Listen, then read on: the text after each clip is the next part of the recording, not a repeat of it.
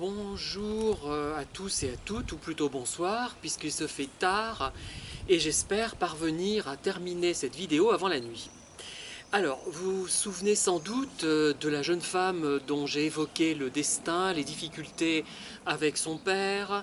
J'avais même mis en doute la santé mentale de sa mère, hein. C'était une hypothèse, hein. Apparemment ce n'était pas fondé d'après ce qu'elle m'a répondu par la suite, mais bon, c'est toujours important de noter ce genre de choses. Et là, donc, je vais vous lire un texte qu'elle m'a envoyé par mail et qui concerne la suite de ses aventures familiales, notamment avec son frère. Voilà ce qu'elle nous écrit. Hier, j'ai eu une conversation très poussée avec mon plus jeune frère. C'est lui qui a été à l'initiative de cette conversation. Il a pris conscience du dysfonctionnement familial, il a relevé tout ce que j'ai relevé, a fait les mêmes analyses que moi. J'ai été extrêmement surprise de constater son niveau de lucidité. À chaque pic, chaque attaque de notre père ou de mon deuxième frère aîné, nous supposons très fortement qu'il présente également un grave trouble mental. Mon jeune frère adopte le silence. S'il lui pose une question qui est une attaque personnelle, il ne répond pas. S'ils insistent en demandant pourquoi il ne répond pas, il ne répond toujours pas. Il ne reprend la parole que lorsque le sujet de conversation repasse à autre chose. Pour exemple, cette semaine, il a été surpris que j'ai répondu à notre père qui me posait la question, attaque verbale, si mon compagnon était toujours aussi simplé. Je l'ai défendu, je me suis défendu dans le calme et mon père a abandonné. Mon jeune frère n'aurait pas répondu, nous avons fait l'exercice. Il m'a demandé de lui poser une question banale, il a adopté le silence, puis j'ai reposé ma question, toujours le silence. J'ai commencé à me sentir gêné et je suis passé à autre chose. J'ai trouvé que sa démarche était puissante. Si l'interlocuteur qui interroge en mode agression se trouve confronté au silence de sa victime, il se sentira déstabilisé. Soit il entrera dans une rage narcissique, soit il boudera, soit il passera à autre chose. Dans tous les cas, la victime ne sera pas confrontée au stress de la confrontation et surtout de la justification. Je voulais vous faire part de cette petite réflexion dominicale, me dit la jeune femme, hein. Je vous ferai bientôt parvenir un texte en rapport avec votre vidéo sur mon récit du téléphone portable. Belle journée. N'hésitez pas à diffuser ce texte, il n'y a pas de souci pour moi. Alors, il y a eu une réponse, un autre mail, hein. Ce matin, j'ai revu mon jeune frère, sa colère l'avait quitté. Nous adoptons la même position sur un point. Si tout se passe bien, qu'il n'y a pas d'attaque, tout se passera bien. Pour ma part, la distance avec ma famille autant que possible est ma stratégie, car le qui-vive est au rendez-vous dès que je franchis la porte de chez mes parents. Une fois parti, je me sens bien. Je fais donc ce que j'ai à faire là-bas, mais pas davantage et sans grande émotion.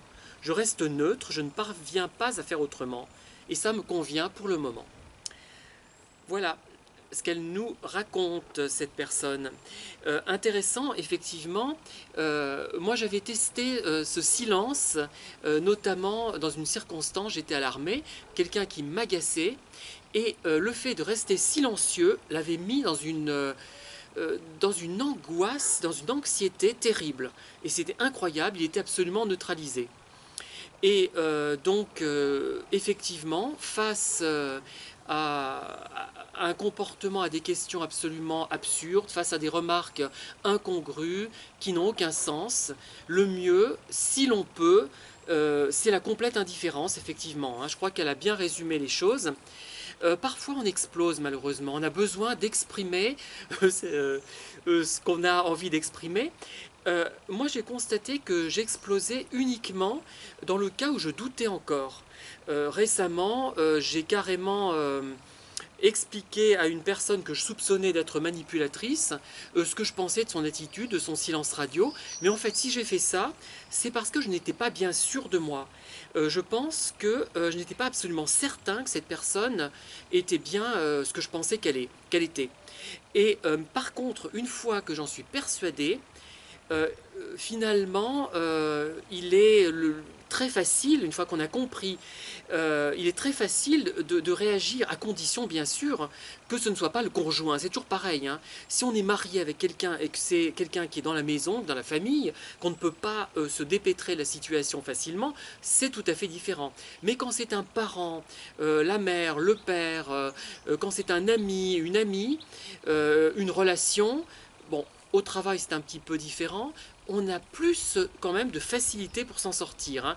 Je pense que ce que dit cette jeune femme, c'est valable à condition, jusqu'à un certain point, c'est-à-dire qu'avec le conjoint, ça va être difficile quand même à mettre en œuvre, puisque on sera tout le temps avec lui, et donc ça va être, la relation va devenir un véritable cauchemar. Le but, enfin la solution de tout ça, ça serait d'arrêter de sortir de cette relation, de divorcer si on peut. D'ailleurs, à ce propos, je voulais vous lire le témoignage d'un monsieur qui m'a envoyé un récit de vie, mais je n'ai pas pu le lire tellement finalement j'étais dépassée par ce qu'il me racontait. Dépassée dans le sens où j'avais l'impression qu'il s'était fourré dans la gueule du loup, tellement, mais c'est vrai que on se dit effectivement ces gens sont sous domination, sous emprise, mais parfois ça dépasse notre capacité de compréhension. Et là, dans l'exemple que je n'ai pas lu encore aujourd'hui, que je devais lire, que je n'ai pas lu, ça dépassait mes capacités de compréhension.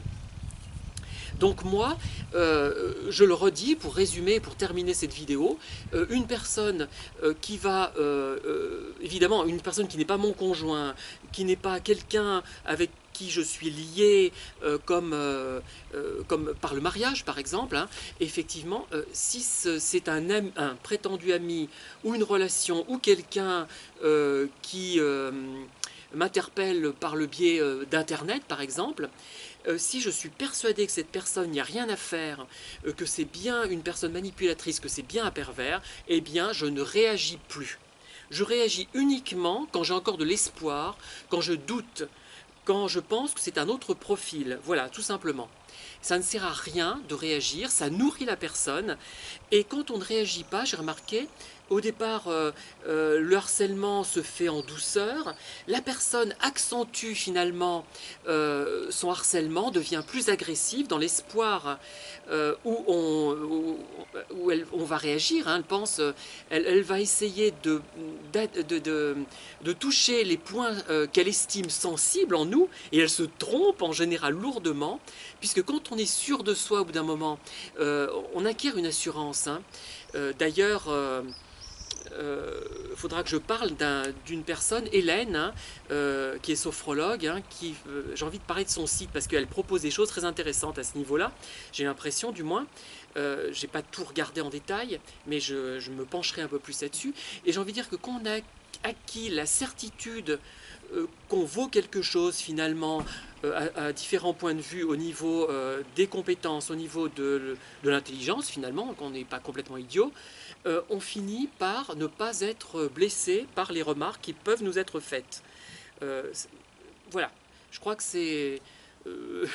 Et puis d'ailleurs, parfois, moi je trouve que certains harcèlements sont très très très valorisants, enfin nous mettent en valeur. Je n'aime pas l'expression valorisante, je ne sais pas pourquoi, mais ça fait trop vocabulaire moderne. Ça nous met en valeur. Ces pervers, sans s'en rendre compte, ils nous donnent l'impression d'être finalement des élus. Finalement des surhommes, d'être des beautés, d'être des génies, d'être des monstres de culture, etc. Enfin, moi, c'est ce que je ressens maintenant de plus en plus. Voilà, voilà, donc c'est très intéressant ce que nous dit cette jeune femme. Effectivement, par rapport à cette situation d'agression, l'absence de réponse produit un résultat très intéressant. Merci en tout cas de cette contribution et merci de m'avoir écouté et à très bientôt. Bonne soirée.